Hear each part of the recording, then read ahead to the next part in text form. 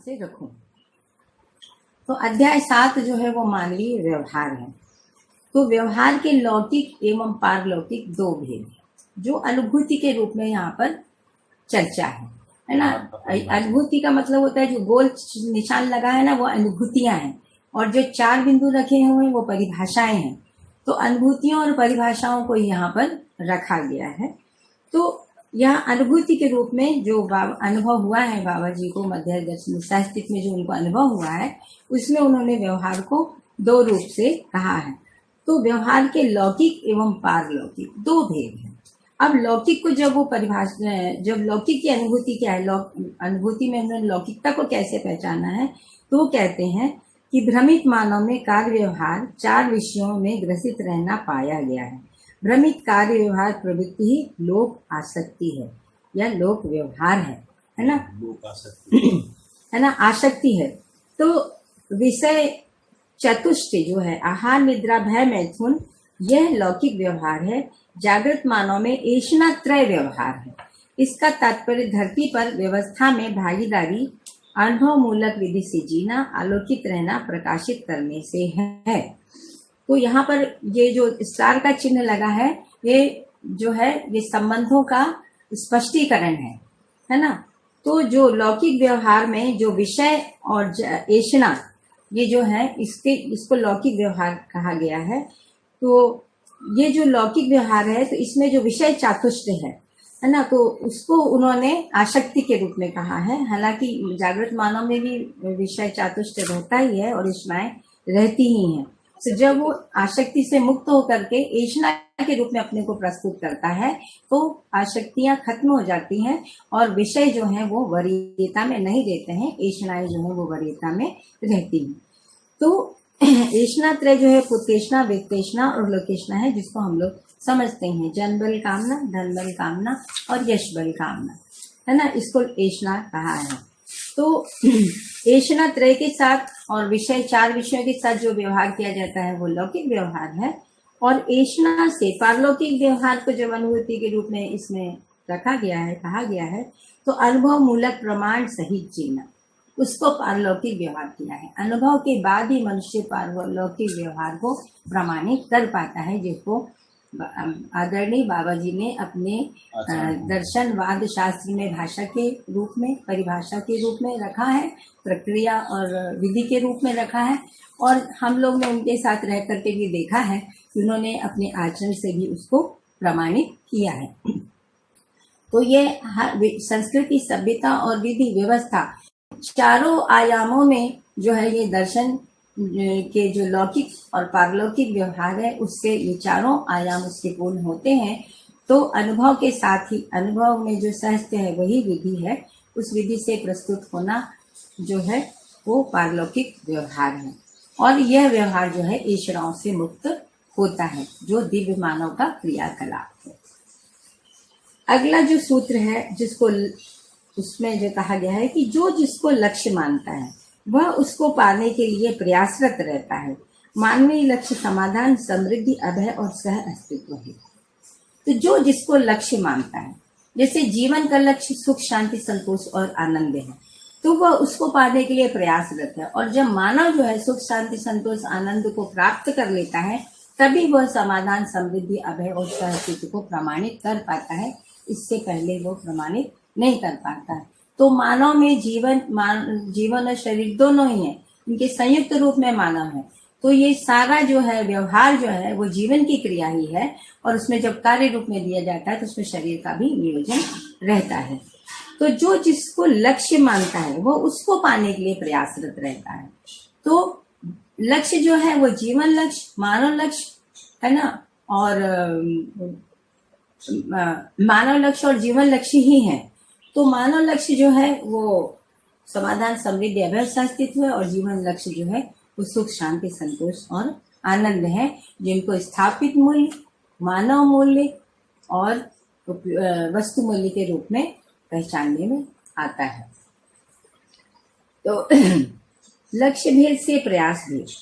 अब यहाँ पे जो अनुभूति कही गई है, जो बाबा ने जिस प्रकार से प्रस्तुत किया है दर्शन में, कि लक्ष्य भेद से प्रयास भेद, प्रयास भेद से प्रगति, प्रगति भेद से फल, फल भेद से प्रभाव, प्रभाव भेद से अनुभव, अनुभव भेद से प्रतिभा, और प्रतिभा भेद से स्वभाव, और स्वभाव भेद से यथार्थ, यथार्थता ही मानव लक्ष्य सहज परंपरा। अब इसमें पूरा क्रम बताया गया है कि कैसे जो है मानव अपने लक्ष्य तक परंपरा बनाने में सफल होता है। तो उन्होंने कहा लक्ष्य भेद से प्रयास भेद है। तो जीवन लक्ष्य को पहचानने के साथ ही समाधान सफल होता है। समाधान सफल होने से समृद्धि, अभय और सहअस्तित्व ये तीनों सफल होते हैं। तो लक्ष्य भेद के साथ प्रयास भेद, तो जब एक जीवन लक्ष्य सफल हो गया तो उसके साथ उसको प्रमाणित करने के लिए फिर मानव लक्ष्य की ओर गति होती है। तो उसके प्रयास से प्रगति, जो जिस लक्ष्य के लिए हम रहते हैं उस लक्ष्य में ही हमको प्रगति पहचानने में आती है। प्रगति भेद से हमको फल प्राप्त होता है, जिसको पूर्ण फल और न्यून फल के रूप में हम पिछले अध्याय में देख चुके हैं। फल भेद से प्रभाव रहता है, तो पूर्ण फल के रूप में भी प्रभाव मिलता है, न्यून फल के रूप में प्रभाव मिलता है। तो पूर्ण फल यदि मिला है, जागृति में पूर्ण फल ही होता है ना, जागृति से पहले ही न्यून फल हमको रहता है। प्रभाव भेद से अनुभव, मतलब पूर्ण फल का जो प्रभाव है उसी को अनुभव कहा गया है। अनुभव भेद से प्रतिभा, मतलब अनुभव का जब बोध होता है बुद्धि को, तो वो प्रतिभाव के रूप में, निरंतरता के रूप में, वो भाव की निरंतरता के रूप में मानव परंपरा में, मानवीयतापूर्ण आचरण में, व्यवस्था के रूप में, परंपरा के रूप में हमको दिखाई देता है। प्रतिभाव से स्वभाव, मतलब जो उसके अंतर प्रतिभाव बार बार जो निरंतरता में उसको पहचानता है, उससे ही उसके स्वभाव की पहचान होती है, अन्यथा में स्वभाव की पहचान नहीं होती है। निरंतरता के अर्थ में ही स्वभाव की पहचान हो पाती है, जो मानवीय स्वभाव के रूप में मध्य दर्शन में कहा गया है। स्वभाव भेद से यथार्थ, और यथार्थता ही मानव लक्ष्य सहज परंपरा है। यथार्थ मतलब जिसका जैसा अर्थ है उसको वैसा समझना, तो यथार्थता ही मानव लक्ष्य सहज परंपरा है। तो यथार्थता में समाधान भी है, समृद्धि भी है, और अभय भी, और सहअस्तित्व, ये चारों जो है मानव लक्ष्य जो है उसके साथ मानवीयतापूर्ण परंपरा बनती है। यही यथार्थ है जिसमें जागृति और जागृति के लिए प्रयास दोनों ही समाये हुए हैं। अब यहाँ पे लक्ष्य को परिभाषित किया गया है। अभी तक अनुभूतियों की चर्चा हो रही थी, अब लक्ष्य की चर्चा है कि जिसको पाना है वह लक्ष्य है। जो पहले भी हम लोगों ने पढ़ चुका है इसको, कि जिसको पाना है वह लक्ष्य है। जागृति पूर्वक ही मानव लक्ष्य सुनिश्चित होता है। जागृति पूर्वक से पहले मानव का लक्ष्य सुनिश्चित नहीं होता है। यह समाधान, समृद्धि, अभय और सहअस्तित्व सहअस्तित्व सहज प्रमाण है। तो जागृति के लिए जीवन लक्ष्य, और जागृति के बाद जो है वो मानव लक्ष्य की पहचान होती है। तो जागृति के लिए जीवन लक्ष्य सुख, शांति, संतोष, आनंद के लिए जब हम जीवन क्रियाओं को पहचानते हैं, और जब हम भास, आभास, प्रतीत, बोध और अनुभूति तक जा करके हम जीवन लक्ष्य को सफल करते हैं, उसके बाद मानव लक्ष्य की पहचान होती है, जो समाधान, समृद्धि, अभय, सहअस्तित्व सहज प्रमाण है।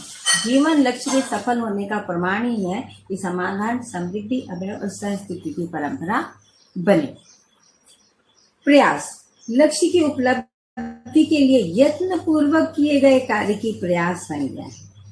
मतलब स्फुरन और प्रेरणा में जो ज्ञान, विवेक, विज्ञान, संपन्नता में निश्चयन सहित किया गया कार्य व्यवहार, उसको स्फुरन कहा गया है।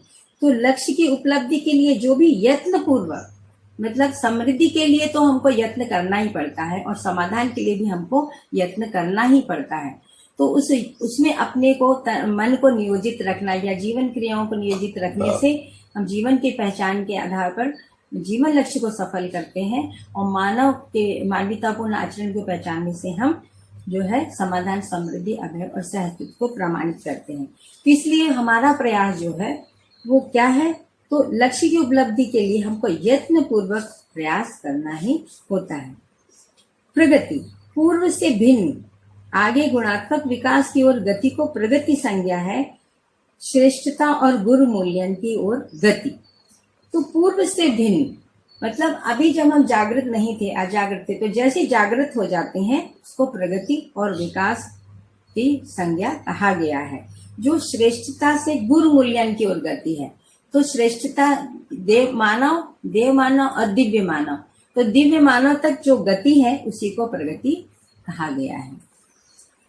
फिर फल की परिभाषा कही यहाँ पर उसकी बात की गई है कि जिस अवधि के अनंतर क्रिया प्रणाली बदलती है उस अवधि को फल की संज्ञा है। तो जब क्रिया प्रणाली बदलती है तो उसको पूर्ण फल कहा जाता है, और जब क्रिया प्रणाली बदलने से पहले जो भासाभास के रूप में रहता है उसको न्यून फल हम लोगों ने न्यून फल के रूप में पहचाना है। तो ये जो संक्रमण है, मानव से देव मानव, देव मानव से दिव्य मानव, दिव्य मानव के बाद कोई संक्रमण नहीं है। तो ये जो फल आता है ना, उसी को अवधि के अनंतर जो प्रणाली बदलती है, हमारी कार्य प्रणाली, विचार प्रणाली जो बदलती है, उसी को फल की संज्ञा यहाँ पर कहा गया है। अब प्रभाव को फिर से यहाँ पर परिभाषित किया गया है, क्योंकि विकास के लिए जो स्वीकृति है उसको प्रभाव संज्ञा, मतलब मानव जब विकास को पहचानता है गठन पूर्णता के रूप में, पहले सर्वप्रथम विकास जो है वो गठन पूर्णता के रूप में हमको पहचानने में मध्य दर्शन सहअस्तित्ववादी विधि से आता है। उससे पहले तो हम विकास को समझ भी नहीं पाते हैं, और रचनाओं में जो हमको दिखता है विकास जैसा, उसको हम विकास मान करके भौतिकवादी विधि से अभी तक हम चलते आए हैं। तो जो आदर्शवादी विधि है उसमें मोक्ष को ही विकास माना गया है, इससे कम में कोई विकास वहां पर दिखाई देता नहीं है। तो विकास मध्य दर्शन में जो विकास की बात की गई है वो गठन पूर्णता, गठन पूर्णता के बाद जागृति, जागृति क्रम, जागृति और जागृति पूर्णता, यहाँ तक का जो स्वीकृति है उसको प्रभाव की संज्ञा कहा गया है। तो जब मानव जो है इन वास्तविकताओं को, यथार्थताओं को पहचानता है तो वो अपने तन मन का नियोजन जो है यत्न पूर्वक मानवीयतापूर्ण आचरण को प्रमाणित करने के अर्थ में, मानवीयतापूर्ण बुद्धि को प्रमाणित करने के अर्थ में अपने को नियोजित करता है, जिससे वो प्रभावित रहता है और प्रभावित करता है। अब अनुभव की परिभाषा यहाँ पर की गई है कि अनुक्रम से प्राप्त समझ अथवा अनुक्रम में निहित प्रभावों की पूर्ण स्वीकृति ही अनुभव है, अथवा जिसके आश्रित जो प्रभाव हो वह उसका अनुभव है। मतलब अनुक्रम से प्राप्त समझ अथवा अनुक्रम में निहित प्रभावों की पूर्ण स्वीकृति ही अनुभव है। मतलब अनुक्रम से प्राप्त जानकारी, मतलब एक तो क्रम है मन, वृत्ति, चित्त, बुद्धि और आत्मा का, और जो अनुभवगामी विधि में और अनुभव मूलक विधि में आत्मा से बुद्धि, बुद्धि से चित्त, चित्त से वृत्ति, वृत्ति से मन, यहाँ तक का एक अनुक्रम है। एक अनुक्रम स्वयं में व्यवस्था से लेकर परिवार व्यवस्था से लेकर समाज व्यवस्था से लेकर अखंड विश्व व्यवस्था तक है। एक अनुक्रम पदार्थावस्था से प्राणावस्था, प्राणावस्था से जीवावस्था, जीवावस्था से ज्ञानावस्था तक का अनुक्रम है। तो इस प्रकार अनुक्रम से जो प्राप्त समझ है उसमें निहित जो प्रभाव है उनकी पूर्ण स्वीकृति ही अनुभव है। जब हम अभी यहाँ पर पूर्ण स्वीकृति क्यों कहा गया है, क्योंकि बुद्धि में जो है सही की ही स्वीकृति होती है, गलत की स्वीकृति की कोई भी फैकल्टी वहां पर नहीं है, कोई भी संभावना वहां पर नहीं है। इसलिए बुद्धि में जब ये स्वीकृत हो जाता है तभी अनुभव प्रमाणित होता है, उससे कम में अनुभव प्रमाणित नहीं होता है। अथवा जिसके आश्रित जो प्रभाव हो वह उसका अनुभव है। तो मन जो है वृत्ति के आश्रित है, वृत्ति जो है चित्त के आश्रित है, चित्त जो है बुद्धि के आश्रित है, बुद्धि जो है आत्मा के आश्रित है, और आत्मा जो है वो सहअस्तित्व में, सत्ता में आश्रित है। इस प्रकार से अनुभव को यहाँ पर व्याख्यायित किया गया है ना। इसी प्रकार से फिर न्याय प्रमाणित होता है, फिर न्याय और धर्म प्रमाणित होता है, न्याय धर्म के साथ सत्य प्रमाणित होता है। एक अनुक्रम ये भी अनुक्रम का मतलब, फिर यहाँ पे अनुक्रम को भी परिभाषित किया गया है कि कड़ी से कड़ी अथवा सीढ़ी से सीढ़ी जुड़ी हुई विधि सहअस्तित्व में ही अनुक्रम व अनुभव है। तो सहअस्तित्व में ही हम सारे अनुक्रमों को भी समझ पाते हैं, सहअस्तित्व में भी हम अनुभव को भी अनुभव कर पाते हैं। अनुभव समझने की वस्तु नहीं है, वह अनुभव होने की वस्तु है। तो समझना जो है वो क्रिया का होता है, और अनुभव जो है वो हमको ज्ञान स्वरूप में पहचानने में आता है। और ज्ञान संपन्नता ही जो है वो अनुक्रम की पहचान है और अनुभव की पहचान है, जो ज्ञान विवेक और विज्ञान पूर्वक सफल होता है परंपरा में और व्यवस्था में। प्रतिभाव, अब यहाँ प्रतिभाव को फिर से परिभाषित किया गया है कि अनुभव के अनंतर है ना, प्रतिभाव पहले भी रहता है जो अपूर्णता में रहता है। अब अनुभव के बाद जो है वो पूर्ण फल है। तो अनुभव के अनंतर बोध चिंतन के रूप में प्रमाणित करने हेतु प्रवृत्ति ही प्रतिभाव है। अब अनुभव के बाद अनुभव का बोध होता है, उसके बाद वो चित्त में चिंतन के रूप में प्रमाणित करने के लिए फिर उसमें चिंतन होता है जो प्रयोजन के अर्थ में होता है। सभी संबंधों को, सभी जो प्राकृतिक संबंध है और मानव संबंध है, उनको प्रयोजनों के अर्थ में सफल बनाने के लिए होता है। और उसके लिए जो मानवीयतापूर्ण आचरण की प्रवृत्ति फिर हमने निरंतरता के रूप में परिलक्षित होती है, वही प्रतिभाव के रूप में होता है। मतलब भाव की ही फिर प्रधानता रहती है, अभाव वहां पर दिखाई नहीं देता है। तो हमेशा न्याय प्रभाव का निरंतरता में प्रस्तुत होना ही प्रतिभाव है। और जब यह प्रतिभाव मानव परंपरा में स्वभाव के रूप में, मानवीय स्वभाव के रूप में, जो देव मानव और दिव्य मानव के रूप में, है ना, दिखाई देता है, जो जिसमें धीरता, वीरता और उदारता, दया, कृपा और करुणा के रूप में हमको मानवीय स्वभाव के रूप में मध्य दर्शन में हमको इसकी स्पष्ट व्याख्या मिलती है। तो ज्ञान संपन्नता से कम में धीरता प्रमाणित ही नहीं होती, वीरता प्रमाणित ही नहीं होती, है ना, और उदारता प्रमाणित ही नहीं होती। ये सब अनुभव के बाद ही, ज्ञान संपन्नता के बाद ही प्रमाणित होते हैं। तो अनुभव के बाद ही मनुष्य स्वभाव के रूप में अपने को प्रस्तुत, निरंतरता के, अपने स्वभाव को निरंतरता के अर्थ में प्रस्तुत कर पाता है। अब यहाँ आसक्ति को भी परिभाषित किया गया है कि हाँ, स्वभाव की परिभाषा, प्रतिभाव से युक्त स्वमूल्यन की स्वभाव संज्ञा। जैसा कि मैंने अभी कहा कि प्रतिभाव, भाव का निरंतरता में रहना, युक्त स्वमूल्यन की स्वभाव संज्ञा। यहाँ स्वमूल्यन क्यों कहा गया है? क्योंकि जो हम मूल्यांकन जो है ना स्वयं का ही कर सकते हैं। दूसरे, यदि हम स्वयं का मूल्यांकन कर पाते हैं तो ही हम अन्य का मूल्यांकन कर पाते हैं। और ये मूल्यांकन जो है मूल्य के रूप में होता है। तो जो देखने की क्रिया है वो स्वयं में होती है। इसलिए यहाँ स्वयं के मूल्यांकन की बात की गई है कि जब हम स्वयं का मूल्यांकन कर पाते हैं कि हम भावपूर्ण स्थिति में प्रस्तुत है या भावपूर्ण प्रस्तुत नहीं हो पा रहे, तो यदि भाव की निरंतरता में हम अपने विचार, कार्य, व्यवहार को देख पाते हैं, तब हम स्वभाव के रूप में वो मानव के आचरण में परिलक्षित होता है। तो प्रतिभाव से युक्त स्वमूल्यन की स्वभाव संज्ञा है। तो इसमें एक सूत्र और मानव व्यवहार दर्शन में पहले ही कहा गया है कि स्वयं का मूल्यांकन कर लो तो फलतः दुखी, प्रताड़ित और दरिद्र नहीं होगे। स्वयं का मूल्यांकन कर लो तो दुखी, प्रताड़ित और दरिद्र नहीं होगे, है ना। तो हम जो है स्वयं का मूल्यांकन करके ही इस दुख से, प्रताड़ना से और दरिद्रता से मुक्त हो सकते हैं। अब यहाँ आसक्ति की बात की गई है, आसक्ति को परिभाषित किया गया है, जिसकी कि पहले भी यहाँ पे लौकिक व्यवहार में आसक्ति की चर्चा की गई थी। निराश अथवा भ्रम की ओर होने वाली या की जाने वाली गलतियों को सही मान लेना, ये आसक्ति है, यही अमानवीयता है। अभी भ्रमित अवस्था में हम लोग जो है ना गलती को सही मान करके ही करते हैं।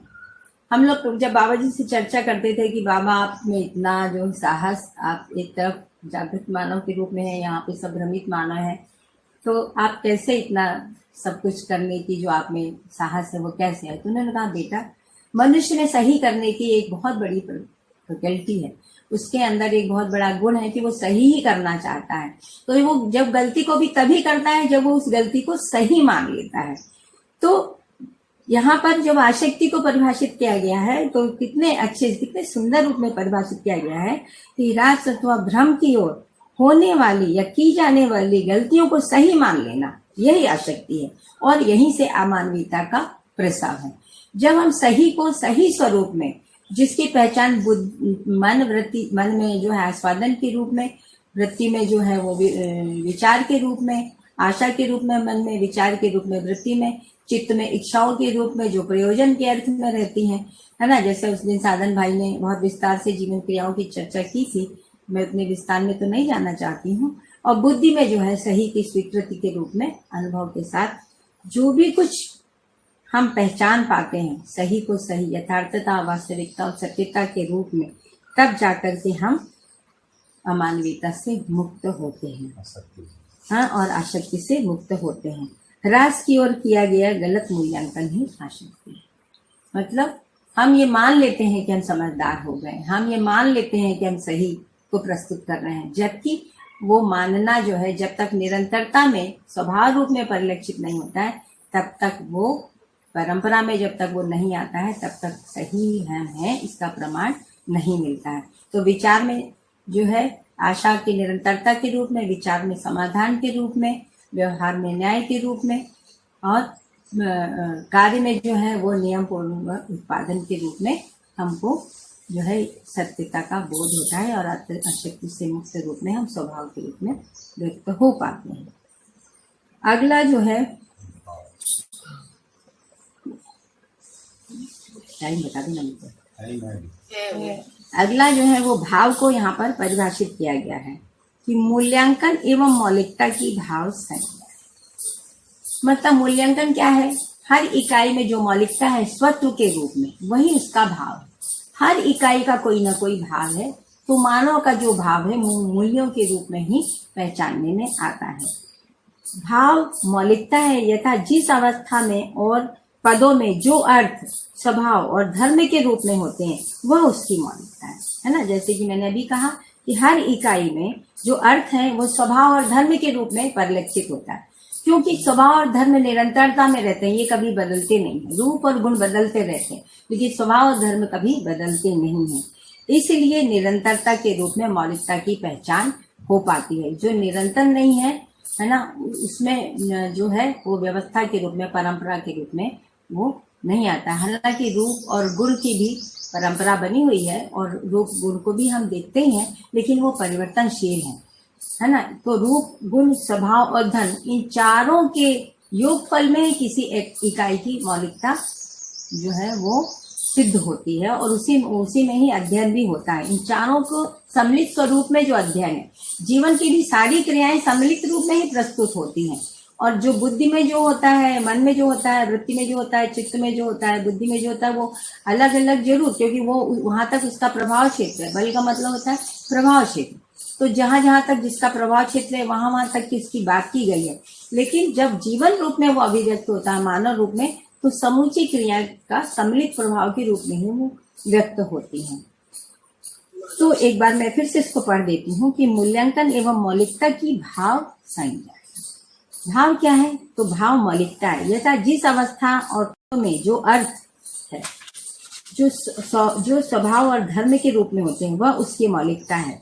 मानव सुख धर्मी है, इसलिए सुख जो है मानव की मौलिकता है, जो कि मूल्य पूर्वक, जागृति पूर्वक और मानवीयता पूर्ण आचरण पूर्वक मूल्य, चरित्र, नैतिकता के रूप में है ना, बौद्धिक नियम, सामाजिक नियम और प्राकृतिक नियम के रूप में जो है वो हमको मानव परंपरा में पहचानने के रूप में दिखता है।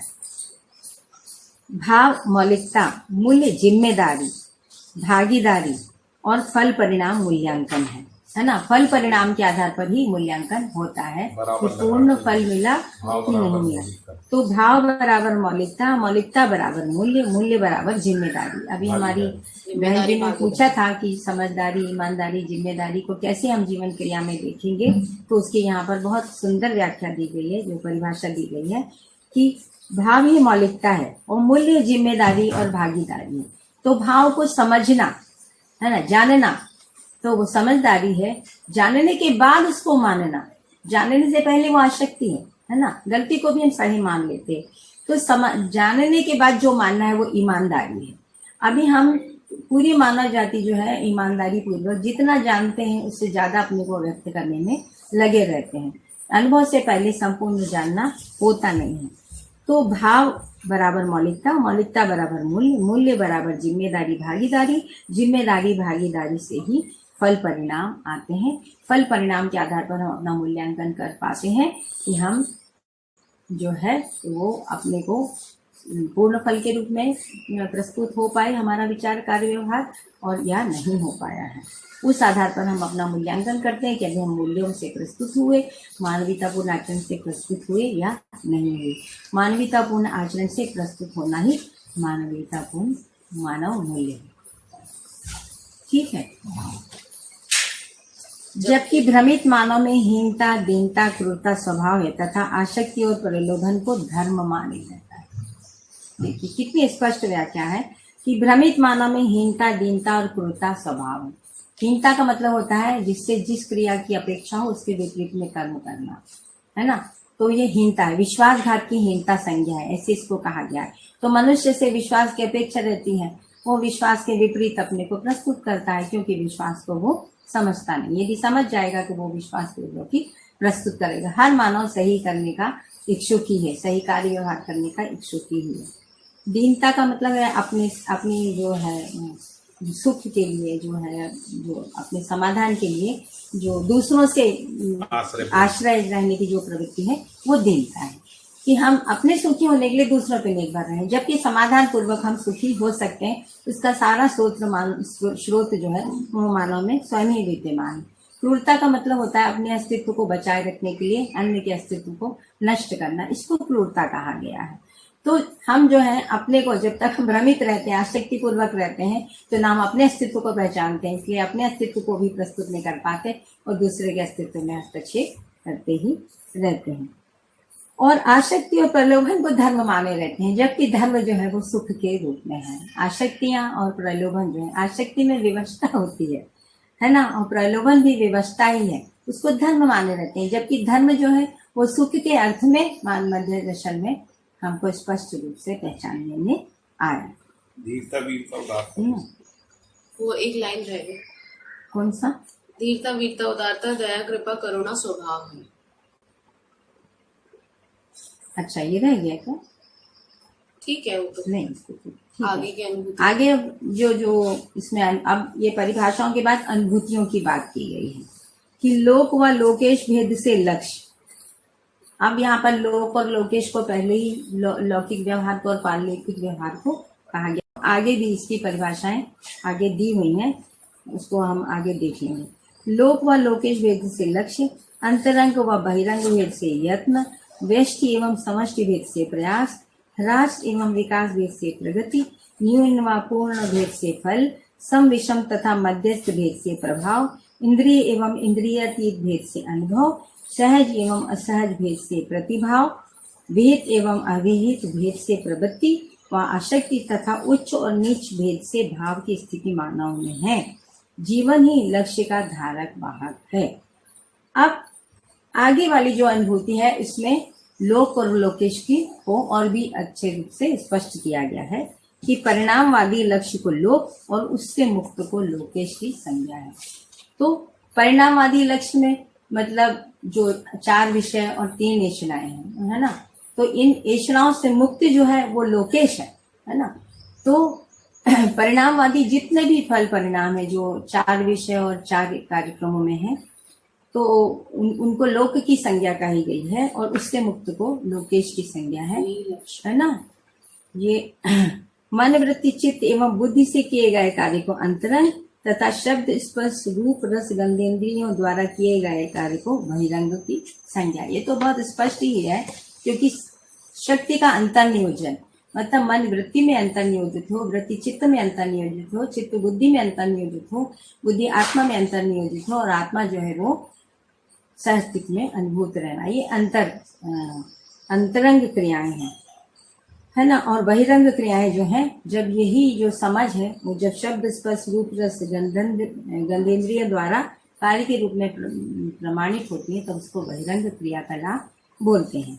इकाईत्व को व्यष्टि तथा संपूर्ण को समष्टि के रूप में पहचाना गया है। एक इकाई जो है वो स्वयं व्यवस्था है और समग्र व्यवस्था में भागीदार है। तो समग्र व्यवस्था जो है वो समष्टि है और इकाई के रूप में जो व्यवस्था है वो व्यष्टि है। अवनति की ओर ह्रास और उन्नति की ओर विकास है। तो जो है भ्रमित आसक्ति में ह्रास है और आसक्ति से मुक्त स्थिति में विकास है। फिर जिस प्राप्ति से वांछित आशय की पूर्ति हो उसे पूर्ण फल अथवा में न्यून फल, जिसको पहले भी हमने कहा है कि आशय के अनुरूप यदि फल आता है तो आशय की पूर्ति के रूप में जो फल आता है उसको पूर्ण फल बोलते हैं, आशय के अपूर्ति के रूप में जो फल आता है उसको न्यून फल कहा गया है। तो इस प्रकार से फल की पहचान होती है। उद्भववादी प्रभाव को सम, है ना, सम क्रिया मतलब जो रचना में सहायक, है ना। विभव प्रभावादी प्रभाव को मध्यस्थ मतलब जो रचना को बनाए रखता है या क्रिया की निरंतरता को बनाए रखता है उसको विभव कहा गया है, विभववादी। है, जो मध्यस्थ क्रिया के रूप में या मध्यस्थ सत्ता के रूप में भी पहचानने में आता है। प्रलयवादी प्रभाव को विषम, मतलब जो विरचना के रूप में है उसको विषम कहा गया है, या आशक्ति के रूप में है वो भी विषम ही है। शब्द स्पर्श रूप रस गंधेंद्रियों द्वारा किए गए व्यवहार मात्र से प्राप्त जानकारी को इंद्रियानुभव तथा मन वृत्ति चित्त तथा बुद्धि के द्वारा प्राप्त जानकारी को अतीन्द्रियानुभव या इंद्रियातीत अनुभव कहा गया है। ये तो बहुत स्पष्ट ही है कि मन वृत्ति चित्त से जो भी कुछ हमको अनुभव होता है उसको इंद्रिय अनुभव बोलते हैं, और जो इंद्रियों के शब्द स्पर्श रूप रस गंध से जो भी कुछ हमको अनुभव होता है उसको इंद्रिय अनुभव कहा गया है। यथार्थ की ओर जो प्रेरणा है उसको सहज प्रतिभाव, और इसके विपरीत असहज प्रतिभाव है। मतलब सहज रूप से हम जब व्यक्त होते हैं तो वो भाव की निरंतरता के रूप में ही हम सहज रूप में व्यक्त हो पाते हैं। यदि भाव की निरंतरता नहीं है तो हम स्वयं असहज हो जाते हैं। इसको हम अपने कार्य व्यवहार में नित्य देख पाते हैं, है ना। न्याय धर्म तथा सत्य के प्रति जो निष्ठा है उससे विहित स्वीकृति, और उसके विपरीत में अविहित आसक्ति है ना। तो न्याय धर्म और सत्य के प्रति जो निष्ठा है, निष्ठा जो है वो समाधान समृद्धि अभय और सहस्तित्व के रूप में ही प्रमाणित होती है।